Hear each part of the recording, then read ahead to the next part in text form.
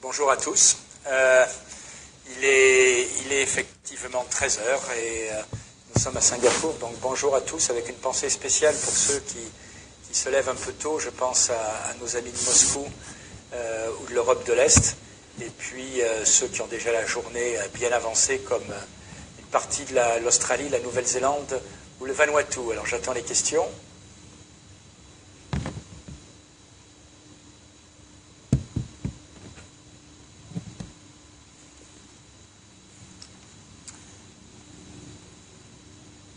Écoutez, en attendant les questions, d'abord je tiens à vous remercier d'être en ligne, vous dire que je suis en ce moment à Singapour, au milieu d'une campagne où je me suis fixé comme règle d'être présent le plus possible sur le terrain. Alors je vois une première question de Fabrice, justement, pourquoi êtes-vous à Singapour aujourd'hui? Je suis à Singapour parce que j'ai considéré toujours qu'une campagne électorale, c'était aller à la rencontre des Français qui se trouvent dans l'un des 49 pays de cette circonscription. Aller à la rencontre, ça veut dire par moment aussi savoir se déplacer. On est député pas uniquement en appuyant sur des likes sur Facebook ou je ne sais quoi.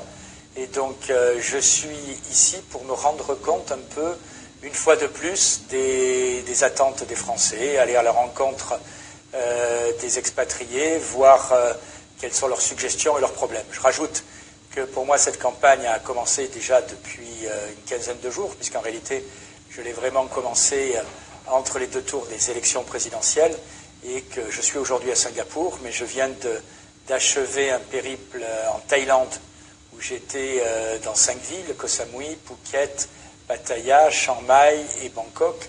J'étais encore avant en Australie, par exemple à Perth ou à Sydney, et comme je l'ai dit, depuis maintenant un certain temps, eh bien, je me suis fixé comme règle quasiment une ville par jour, et c'est ce que j'essaye de tenir. Voilà. J'espère avoir répondu à la question de Fabrice. Je vois Thomas qui se met en ligne et que je salue.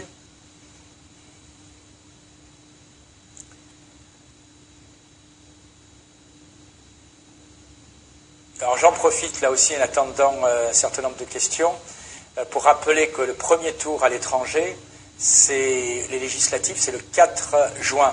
C'est d'ailleurs assez marrant de dire ça le 24 mai. Pourquoi? Parce que le 24 mai, normalement, c'était le jour où les élections devaient être ouvertes par Internet.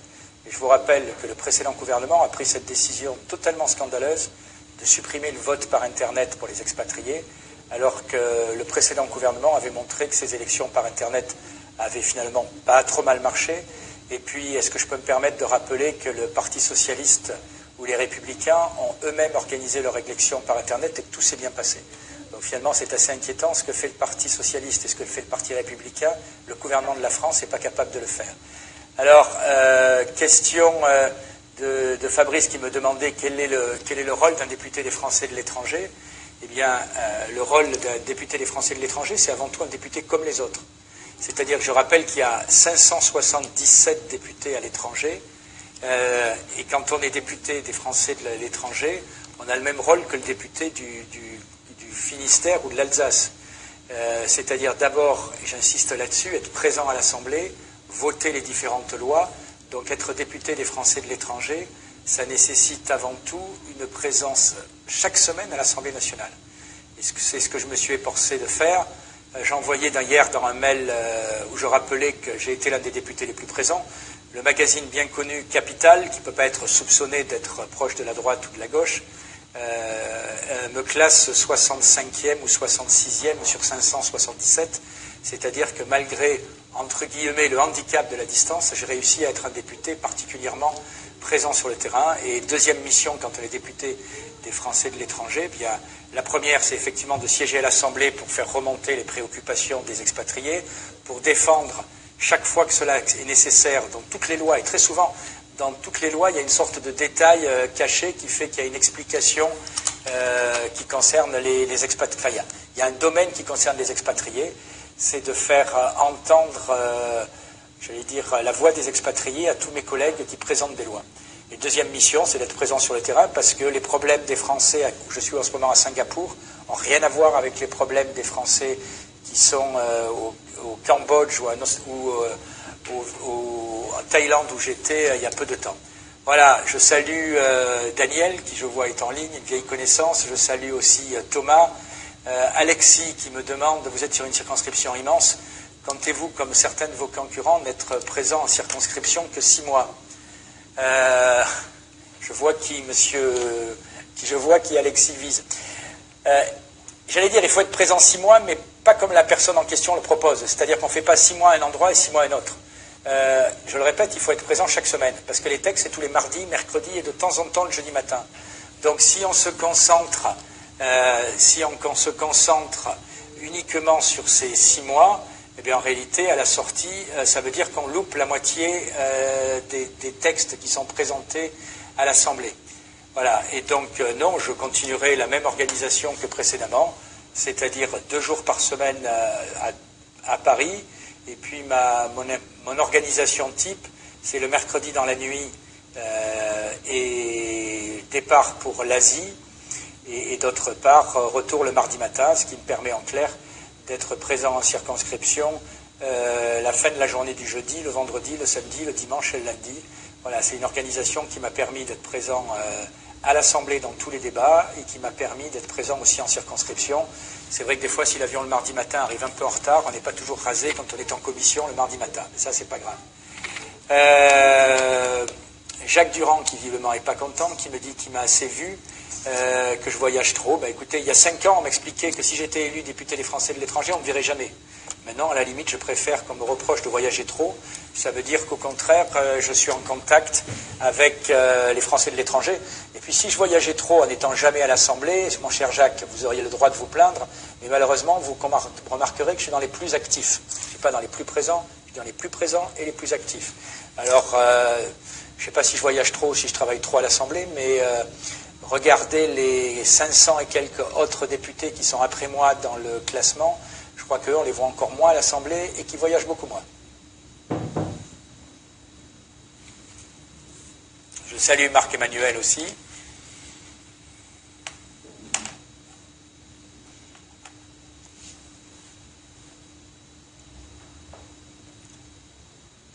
Je vais revenir en attendant de nouvelles questions sur la remarque d'Alexis. L'Assemblée nationale, il faut bien voir comment ça fonctionne. Ce n'est pas d'abord 6 mois par an. Je rappelle que l'Assemblée, en réalité, si on regarde les 3 dernières années, il y a toujours eu des sessions extraordinaires.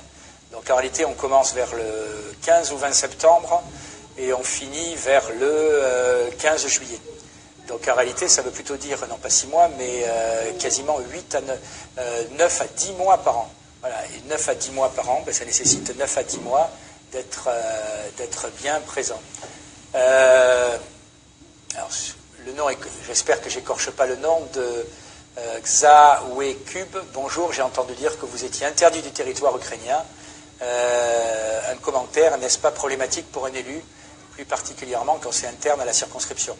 Écoutez, je constate qu'effectivement, l'Ukraine m'a, comme une quinzaine d'autres députés, interdit de territoire.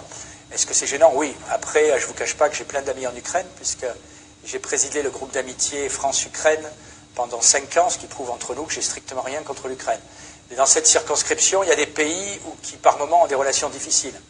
C'est difficile d'être à la fois bien avec les Ukrainiens et bien avec les Russes. C'est difficile en ce moment d'avoir des relations extraordinaires avec le Pakistan et des relations extraordinaires avec l'Inde, ça c'est une vieille histoire. Donc il y a des moments où il faut faire des choix. Sur ces dossiers internationaux, je siège à la commission des affaires internationales. J'ai dit très clairement ce que je pense. Je rajoute que sur l'Ukraine, je renouvelle ma position. Écoutez, je pense que autant des régions comme Lugansk et Donetsk, qui sont aujourd'hui ravagées par une guerre civile dont on parle peu et qui a fait plus de 10 000 morts, ont vocation à rester en Ukraine. Simplement à condition qu'on laisse un petit peu d'autonomie et que les territoires comme la Crimée, qui ont voté dans des conditions certainement irrégulières, mais où le vote a reflété la réalité, eh bien, ont vocation à retourner avec la Russie. Les conditions ne sont pas très régulières, mais ce qui s'est passé au Kosovo n'était pas très régulier. Voilà, quelqu'un me dit, vos concurrents ne sont pas venus en Bélarus, Ukraine, Russie, Géorgie, Azerbaïdjan. Est-ce que la 11e circonscription commence à partir de Singapour? Écoutez, je ne pense pas que la 11e circonscription commence à partir de Singapour, puisqu'elle commence à partir de Kiev, Minsk et Kishinev, c'est-à-dire l'Ukraine, le Bélarus et la Moldavie.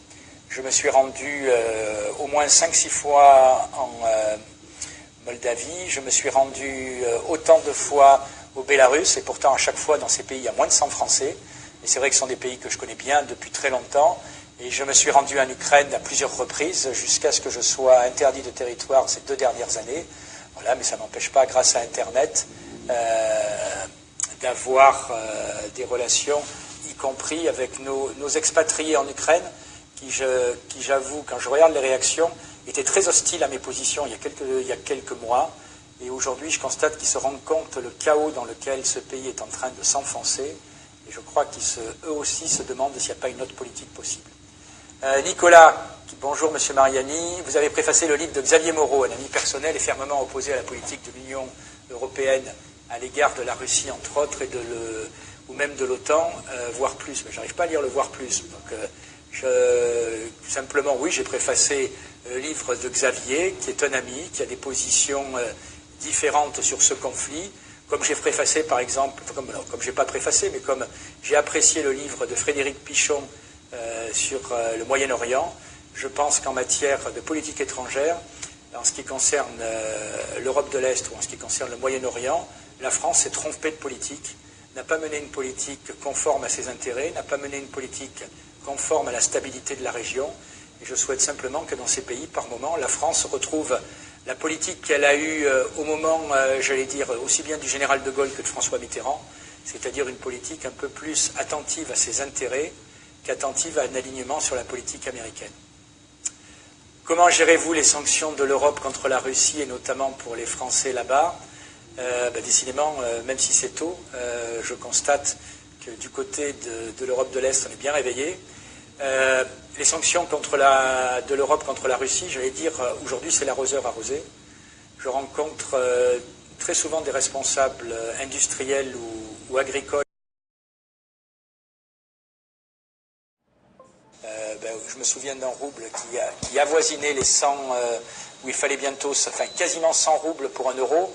Mon dernier voyage, c'était aux alentours de 65, si ma mémoire est bonne. Donc je vois que les choses se redressent. On a des alliés, pour finir avec cette histoire, on a des alliés traditionnels qui doivent rester nos alliés, qui sont les États-Unis et l'Europe. Et ça veut dire qu'on ne doit pas systématiquement être alignés sur leur position. Et ça veut dire aussi qu'on doit avoir des relations traditionnelles, comme du temps du général de Gaulle, comme du temps de François Mitterrand, avec la Russie, parce que tout simplement, c'est un partenaire incontournable du fait de la géographie en Europe. Victor, qui me demande, le gouvernement actuel n'ayant pas nommé de ministre à la jeunesse, comment comptez-vous représenter les voix de la jeunesse à l'Assemblée nationale? D'abord, je suis très prudent, parce que ce gouvernement, on a bien compris qu'il est transitoire. C'est un gouvernement qui va durer jusqu'aux élections législatives, et puis après, on verra qui reste. Parce qu'entre ceux qui risquent d'être battus aux élections législatives, ceux qui, on voit quand même un certain nombre de, si on en croit le Canard enchaîné de ce matin, de dossiers sortir. Un certain nombre de ministres pourraient éventuellement ne pas rester. Et puis après, on verra toujours les choix politiques qui seront faits par le président en fonction de sa nouvelle majorité. Donc très franchement, il n'y a pas de ministre de la jeunesse, il n'y a pas de ministre des Français de l'étranger.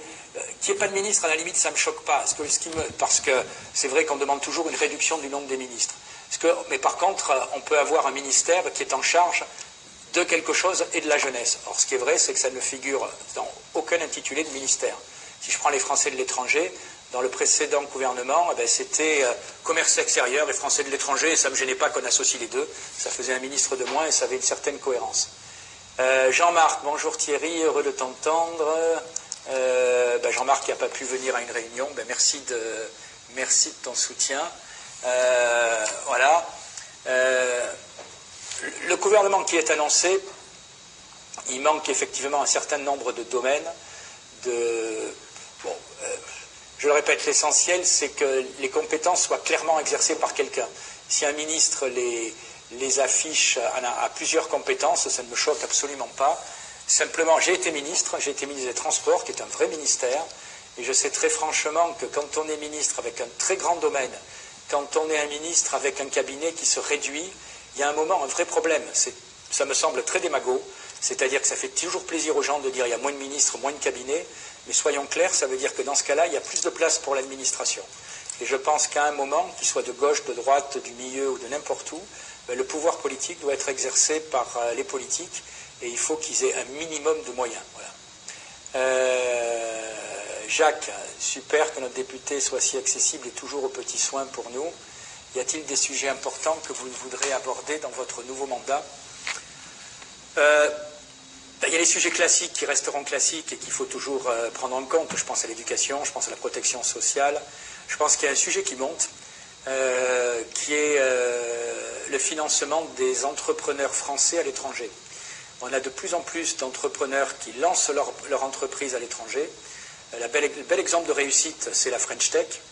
La French Tech, c'est un bel exemple de réussite, mais j'allais dire, il ne faut pas s'arrêter en si bon chemin. Je dis très clairement que l'ancien gouvernement, en termes de visibilité ou en termes de communication et d'affichage, a bien réussi le travail autour de la French Tech. Dans tous les pays où on va, désormais, bonjour Thierry, il y a de plus en plus, effectivement, d'images associées. La France, c'est aussi tout ce qui est la tech, ce n'est pas uniquement la mode, la culture, etc. Par contre, aujourd'hui, il y a un problème de financement pour ces jeunes entrepreneurs. Parce que quand on est, j'avais une réunion encore ce matin, c'est vrai que quand on est dans des pays, je vais prendre de l'anglais, business friendly, on a accès à des financements. Mais quand on est dans des pays où il n'y a pas d'accès au financement, on peut se retrouver entrepreneur français sans financement dans le pays, sans financement avec la France.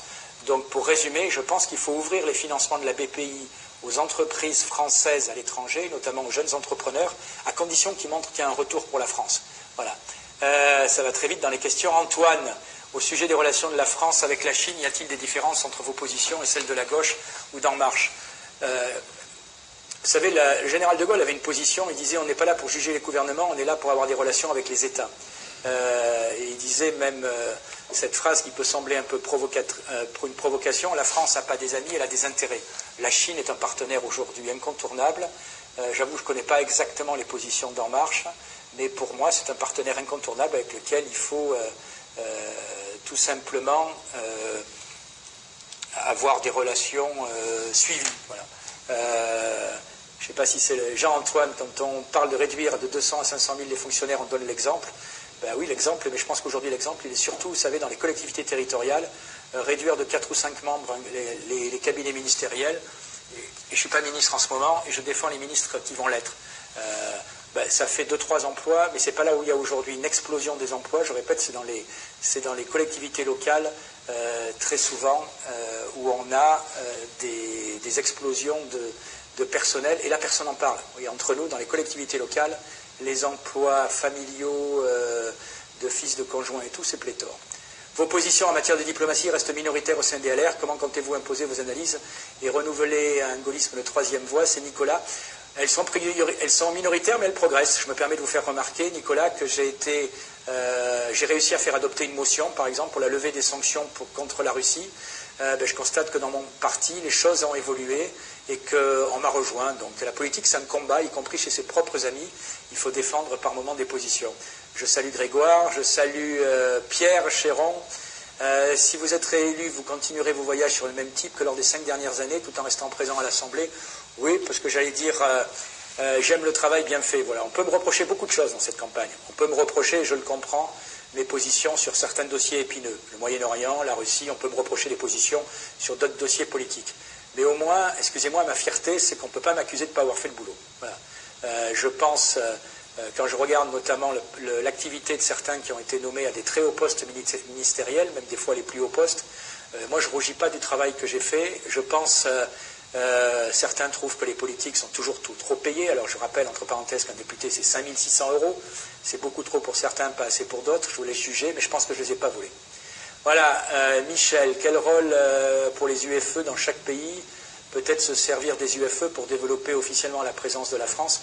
Je ne me sers pas, mais je m'appuie sur les associations très souvent, les UFE, les accueils. Je m'appuie aussi sur les conseillers consulaires. Vous savez d'ailleurs en ce moment, je suis chez Laurent Suré, qui est conseiller consulaire, que je voudrais remercier, qui fait avec la sénatrice Jackie de Romédy un travail remarquable à Singapour. Je m'appuie sur tous ceux qui peuvent me faire remonter de l'info, parce que notre ami de Malaisie me disait tout à l'heure, je viens souvent, oui, mais même quand vous venez 3-4 fois, même quand vous avez Internet, etc., c'est toujours bien d'avoir, des fois sur des dossiers chauds et brûlants, les élus qui sont là en permanence, comme les élus consulaires, qui vous font remonter des préoccupations. Voilà. Quels sont... bonjour David, bonjour... Jean-Antoine, je lui ai déjà dit, je ne sais pas ce qu'il veut dire par... C'est aussi cela l'exemplarité, mais peut-être qu'il va m'expliquer. Thierry, quels sont vos atouts face aux autres candidats? Quels sont mes atouts? Alors d'abord, mes atouts et mes défauts, c'est mon expérience. Je sais qu'en ce moment, il faut tout changer, tout enlever, tout, etc. Vous savez, quand on arrive à l'Assemblée, je le dis très souvent, on est 1/577e. C'est-à-dire que le petit nouveau, il met beaucoup de temps avant de se faire connaître, de se faire imposer et de se faire entendre dans son groupe. Tout à l'heure, j'expliquais que même en ayant par moment des positions qui étaient minoritaires, j'ai réussi à faire évoluer mon groupe. Et je pense qu'à l'Assemblée nationale, mon atout, c'est de connaître parfaitement comment ça marche, d'être efficace dès le début, d'avoir des amis et de pouvoir faire progresser un certain nombre de choses. Donc mon atout, c'est aussi d'avoir un bilan. Vous savez, quand on est en campagne, on dit toujours « je ferai ». Mais quand je dis « je ferai », je prouve que je l'ai fait. Je me souviens d'il y a 5 ans, mes adversaires m'attaquaient sur le thème « vous ne viendrez jamais nous voir, vous serez un député à Paris ». Pardon, loupé, il faut changer de discours. J'ai été un député présent.